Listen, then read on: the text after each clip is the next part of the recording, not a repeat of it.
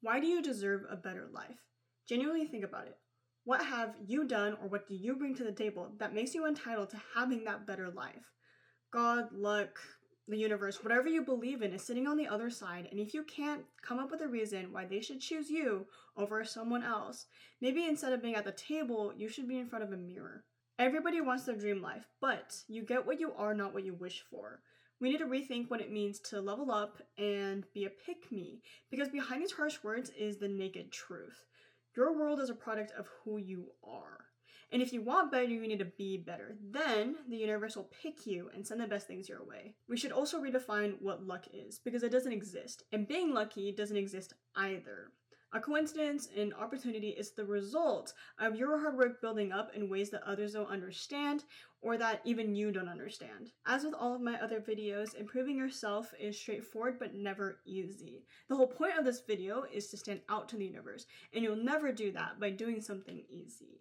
But baby girl, I'm here to help. So here is my blueprint for how to actually deserve everything you've ever dreamed of. Hey, it's Justine, your big sister for everything self-help. Don't forget to like and subscribe, and let's get into it.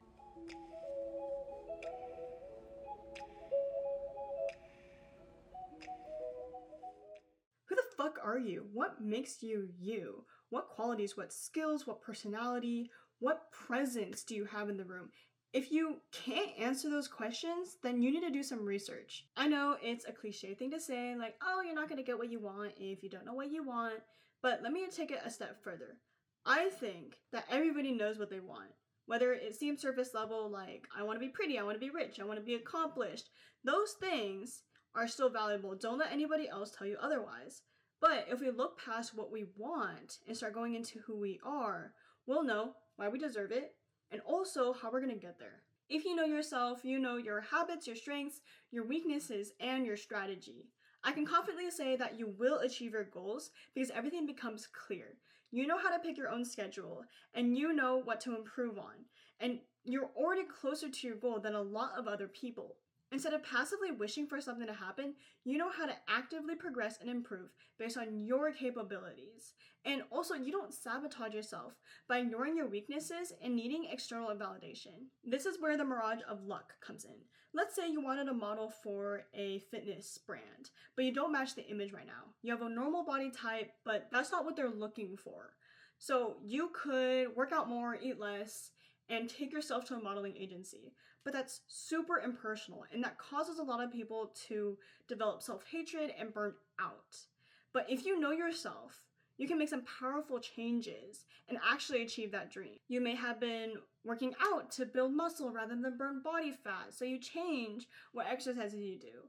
You know that you're attached to pastries, and so instead of cutting them out, you bake your own with carb substitutes. This approach shows yourself that not only do you value your goals, but you also value yourself right now, and that will help you gain confidence. I'm going to talk about confidence a lot in this video and also all of my other videos because it is so powerful and is the catalyst for a lot of different things. Like, let's say that you start loving your body, and so you experiment with a bunch of different fitness brands and you really understand the clothes you're wearing. Who are casting calls going to pick? Someone who followed an impersonal plan and it didn't really work for them, or someone who has a sustainable body, loves their body, and also knows a lot about the brand. Nobody in this situation got lucky. Someone set themselves up to be chosen. I want to talk about how you get to know yourself because I think that out of everything I just told you, this is the hardest part. And I don't know if this works for everybody or even me, but I wanted to talk about it. So this is my me journal. Every day I answer a prompt about my personality, and it really helps me like solidify who I am. And if I forget, I have something to refer back to. Let me know in the comments whether you want to learn more about it, but I answer prompts like, what's my version of enough? What vibe do I want to give off? And this has been really, really helping my confidence. Number 2 is to have something to call yours. What belongs to you? It could be a hobby, a personality trait, a skill, whatever. But having something you can stake your identity on not only boosts your confidence, but also open doors you would have never seen otherwise. You can't just point at something and call it your personality. You need to believe it. And here are 2 things that absolutely need to happen in order to make that work. Number 1 is that it needs to resonate with you. If this isn't something that you can see yourself doing for the rest of your life, Or if it's not going to hold memories that's going to last the rest of your life, then it's not yours. You are dabbling in it, whether it's a hobby or a skill. And that's fine, go explore, but that is not part of your identity. It needs to be something you are so passionate about that you're attached emotionally.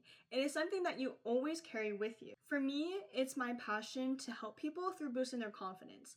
I think about it every day, it comes through in everything I do, and it's a crucial part in how I perceive myself.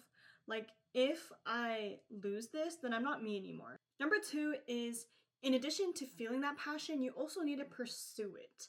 You will know the difference between genuinely putting in the work and half-assing something.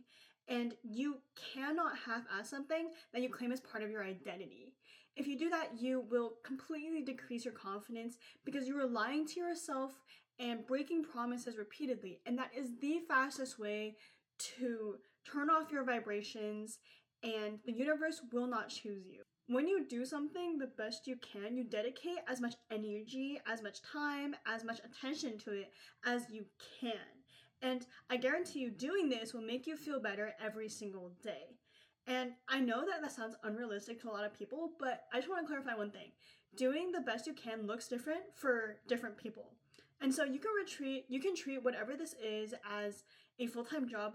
You can just work on it for 5 minutes in between all of your other responsibilities, or you can just embody it in everything that you do. If you fulfill these 2 requirements, the universe will unlock opportunities for you. You will either brute force your dream into reality, or you'll stumble upon a coincidence by accident. And I air quote this because coincidences and lucky situations happen to everybody, but you have to be a specific type of person with a specific foundation in order for it to even matter to you. Like, for example, let's say that like you run into your favorite artist, right? And so to some other people that might not be that crazy, like maybe they listen to like a song, maybe they don't even know who they are, but still the same situation happened to them. But for you, it means a lot more, because for you, their music meant a lot to you, and it became a really crucial part of your identity. So you listen to a lot and you know a lot about the stories behind the songs. And so that situation becomes a lot more important to you than other people.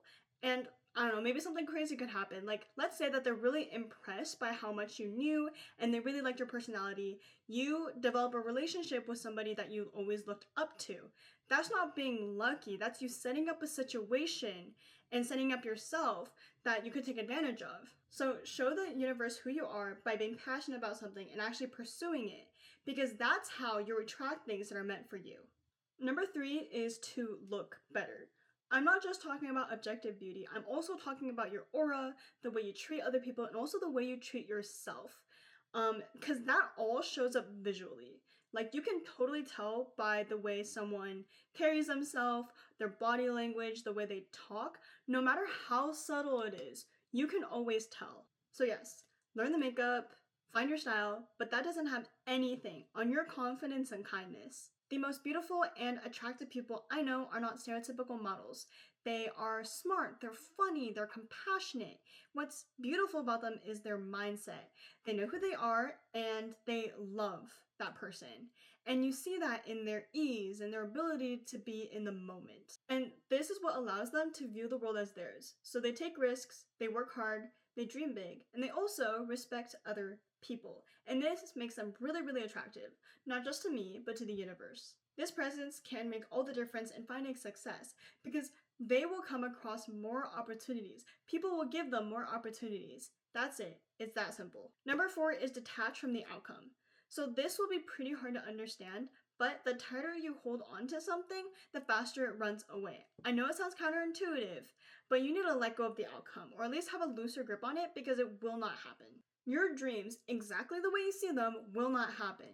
It will not happen at that time, at that place, with those people. The possibility of all those things happening simultaneously is just way too small. So you need to redefine what it means to be successful, because tunnel vision is toxic and you will never win. I know that sounds harsh, but your ultimate goal will show up in a way that you never thought possible. So just clinging on to something that will probably never happen is unproductive and usually self-destructive. So to prevent you from narrowing in on that outcome, focus on your work right now, focus on your growth, and just still strive for that goal, but just trust that you're doing everything you possibly can right now to succeed. A lot of the time, specifics like maybe earning a specific award or something happening at a specific time, that's not within our control. No amount of hard work can guarantee something like this.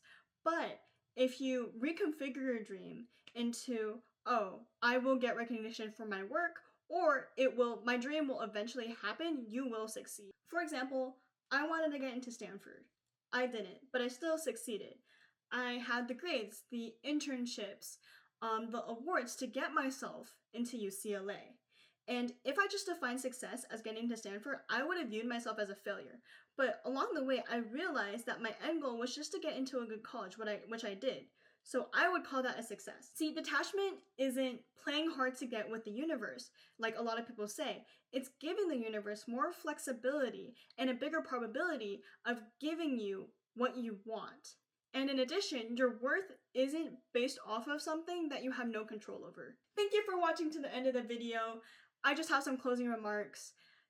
Luck does not exist. It is the result of you becoming the best version of yourself and getting treated as such. I'm gonna say this again, you get what you are, not what you wish for. If you live by this, I promise you your life will get so much better. So trust that success will choose you once you prove that you are worthy.